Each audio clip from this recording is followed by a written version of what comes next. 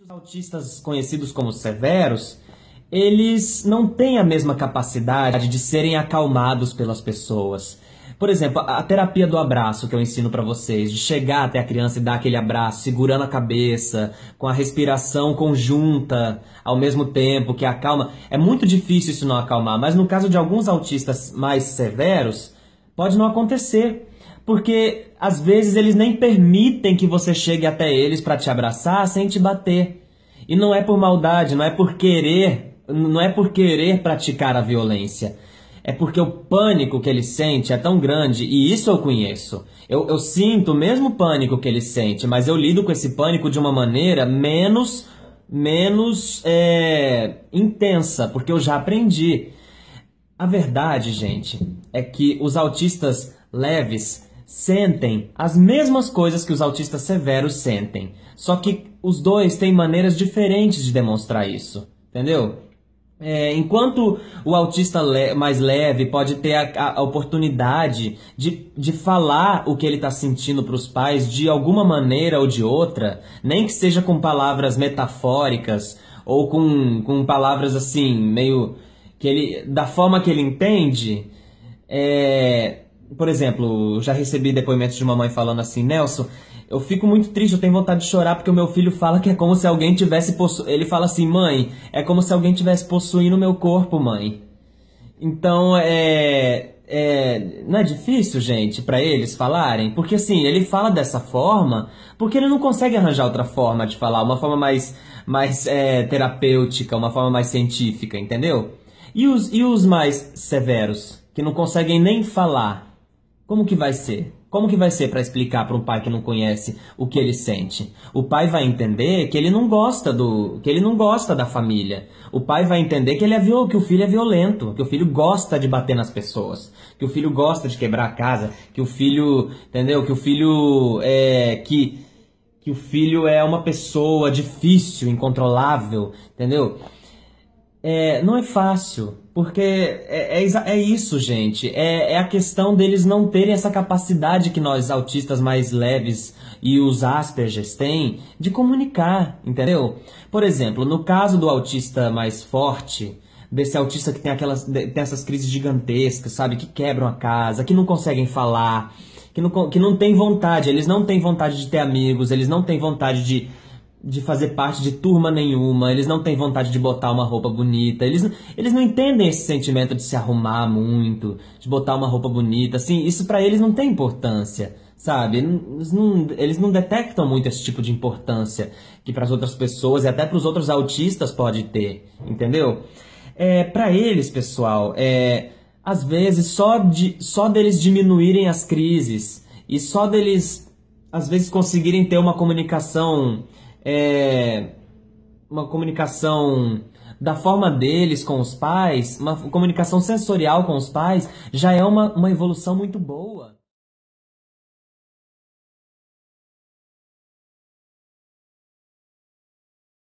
Eu lembro que desde criança eu tinha momentos de espasmos agressivos.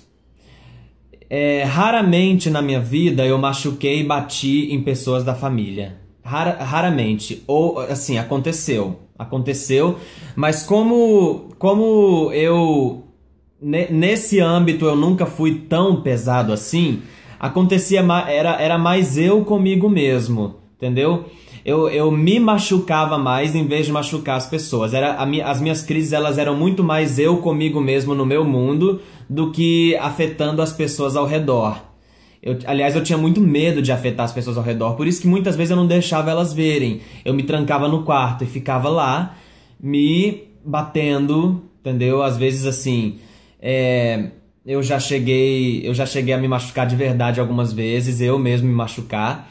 Mas a questão, gente, é que eu não sinto dor quando eu faço isso. Eu não sinto dor física.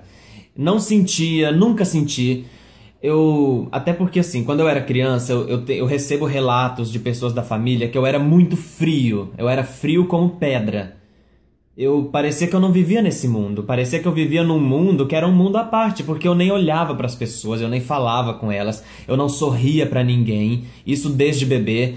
A minha mãe fala que eu só mamava um lado do peito e que o outro lado do peito eu não aceitava mamar, entendeu? É incrível isso, desde muito, muito bebê, né? Recém-nascido. Então, eu não sinto dor. E isso é normal. Nós não sentimos muita dor física.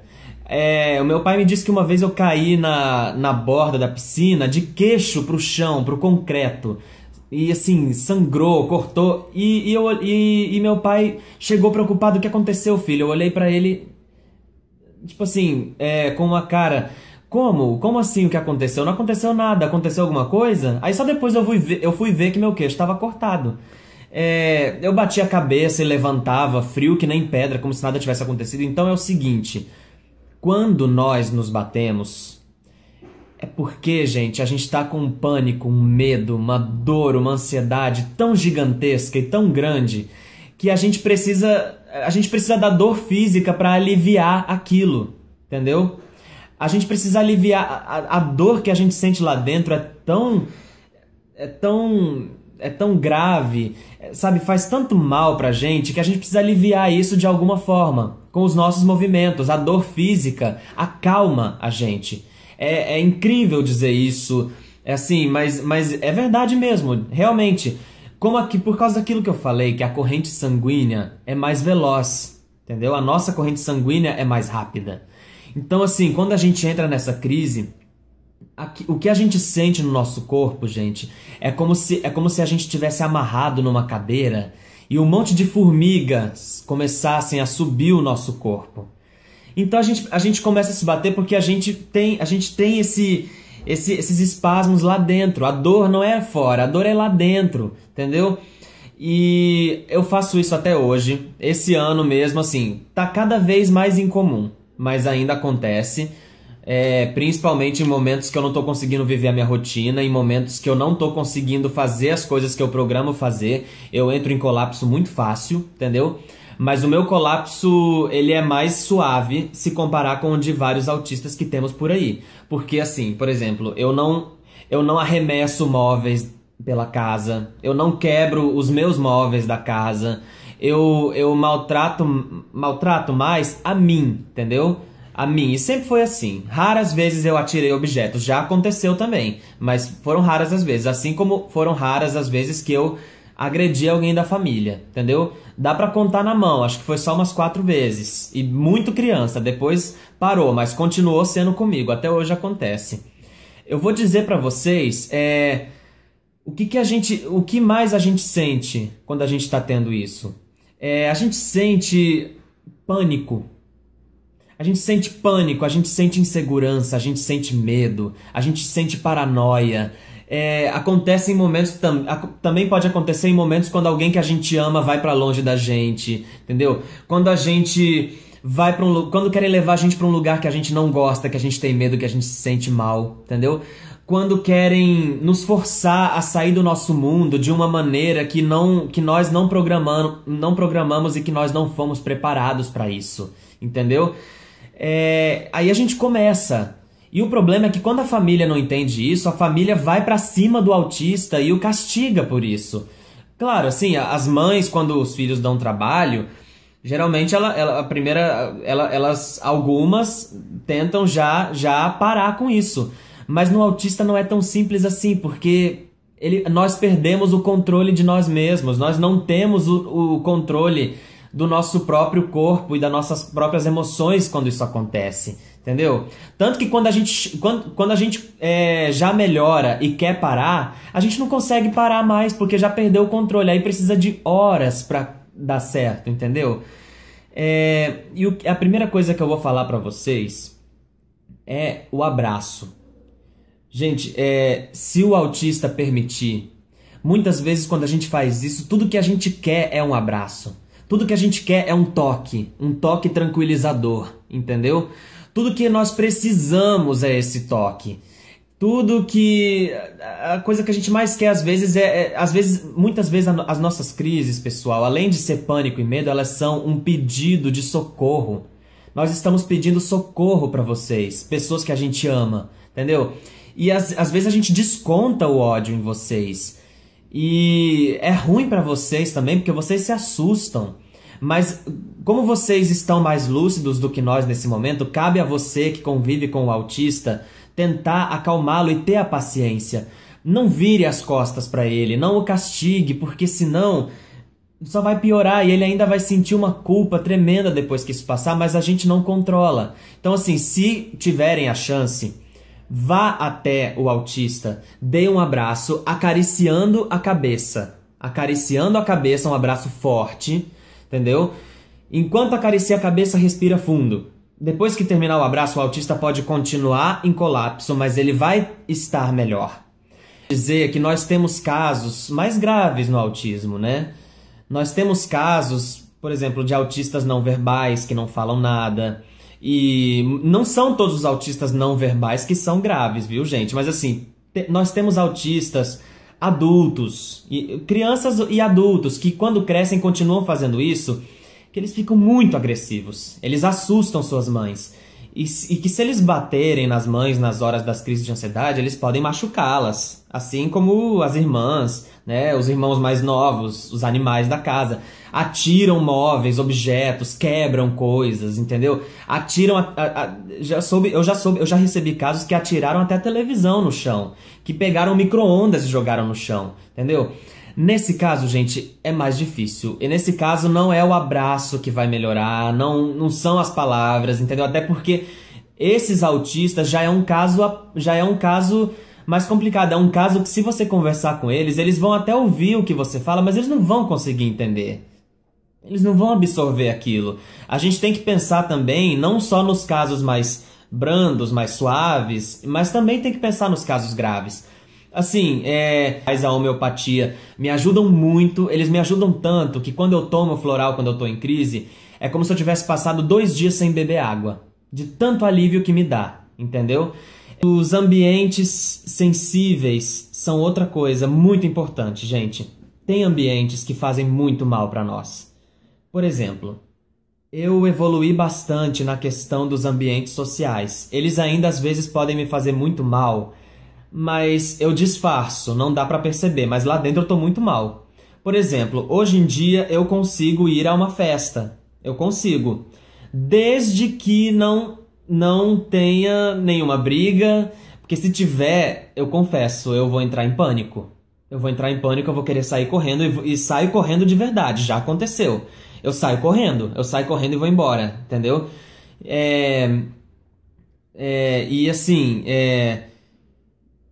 esses ambientes, gente, fazem muito mal para eles, ainda mais se eles forem o autista não verbal, o autista mais grave, entendeu? O autista, por exemplo, que não tem nenhum amigo e que não tem vontade de ter nenhum amigo. A questão é, observa se quando você for levá-lo a algum lugar, seja você mãe, pai, amigo, professor, observa se quando você for até aquele lugar com ele, aquele lugar vai ser saudável para ele. Observa a reação do autista quando ele chegar naquele lugar. Porque se ele estiver se sentindo mal, pessoal, é possível que já uma nova crise vai começar. Entendeu?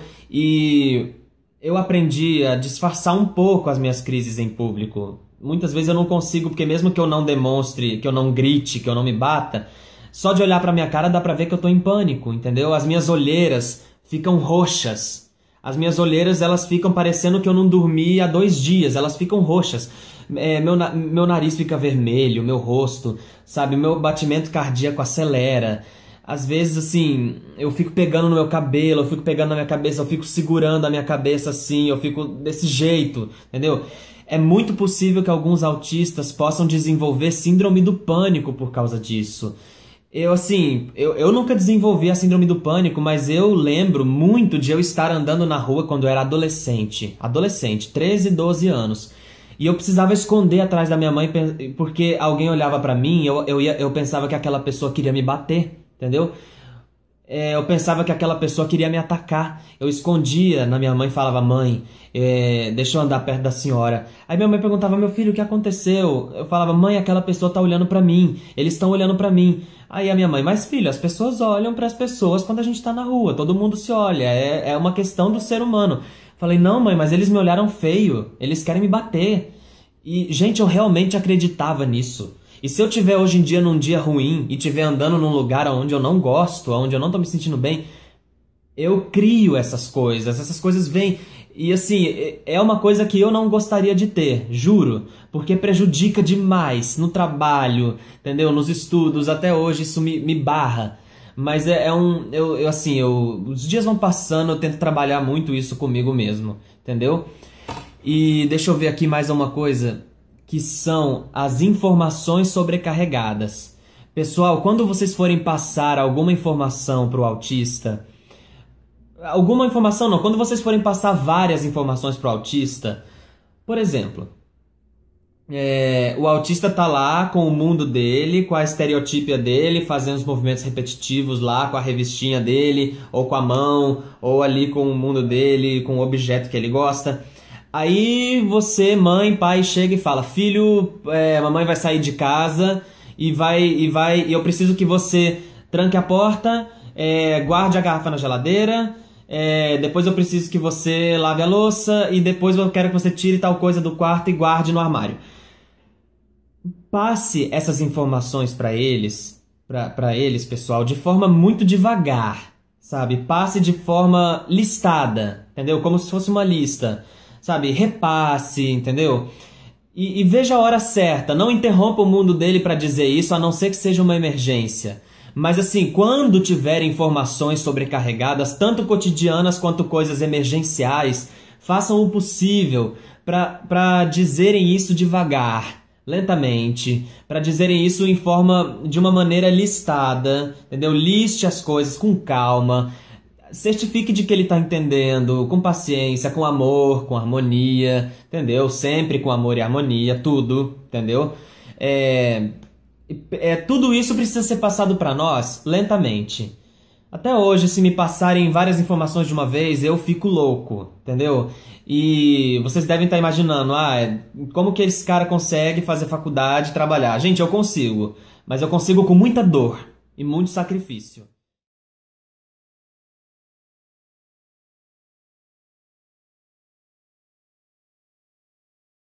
Os movimentos repetitivos que eu tenho, com certeza muitos autistas não fazem. Cada um possui os seus. Cada um tem as suas fissuras, cada um repete o movimento que mais lhe agrada. É porque acontece o seguinte, gente. O cérebro e o pensamento do autista, o nosso pensamento é muito acelerado. Como nós temos as nossas fissuras, que são os assuntos que a gente gosta demais, que a gente é apaixonado demais por eles e não para de falar neles e não para de pensar neles, né? No caso do Asperger, que tem mais facilidade de se comunicar e dizer e falar sobre as coisas que gosta, né? A gente só pensa neles, só fala neles. Então, assim, na nossa cabeça, eu diria que grande parte da nossa cabeça gira em torno desses pensamentos, dessas fissuras, né? Então é muito acelerado, entendeu? Então o nosso cérebro recebe algumas informações de forma mais veloz e mais... E é por isso que a gente tem muito problema com a ansiedade, que também é um assunto para outro dia, não é? A corrente é muito mais veloz. Então, assim, para conseguir lidar com esses pensamentos acelerados que a gente tem e para conseguir controlar e acalmar esses pensamentos exagerados e acelerados que a gente tem, essas fissuras, a gente precisa canalizar o pensamento em algum movimento do corpo, né? E às vezes não só quando a gente está com esses pensamentos, às vezes quando a gente tá nervoso, quando a gente está prestes a ter uma crise de ansiedade, mas ainda não começou a ter, às vezes fazer isso pode acalmar, pode nos acalmar, pode fazer muito bem pra gente, entendeu? O último não, o mais importante, aquele que eu mantenho até hoje. Que esse eu tenho há muito tempo, gente. Eu tenho desde 7 anos, eu mantenho até hoje. E esse é o único que eu pretendo manter pro resto da minha vida, porque ele me faz bem pra caramba. Eu não faço ele em todo lugar, eu só o faço dentro da minha casa. E só me vê fazendo isso quem convive comigo dentro da minha casa, entendeu? Eu só faço isso no lugar onde eu me sinto à vontade, eu aprendi a controlar isso. Ele me faz muito bem, Eu não faço ele sempre, eu faço ele sempre que eu tô com as minhas fissuras. Sempre que eu tô na televisão, sempre que eu tô ouvindo música, sempre que eu tô no computador. Que é bem assim.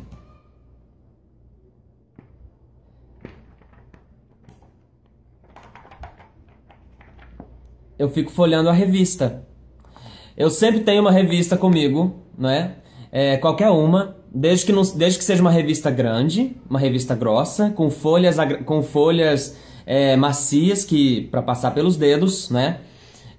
Isso me faz muito bem, isso tira qualquer nervosismo meu, ajuda muito, me ajuda muito a descansar, me ajuda muito a organizar os pensamentos, ficar fazendo assim. Toda vez que eu tô na televisão, eu fico toda hora fazendo assim, assim, entendeu? Quando tem gente por perto que eu não conheço dentro da minha casa, eu abaixo a revista e fico assim, como se eu estivesse lendo a revista rápido. Aí as pessoas percebem que eu tô lendo uma revista rápido demais, mas não percebem que é um movimento repetitivo, né? Assim, porque assim, o meu normal é levantar a revista e ficar assim, né?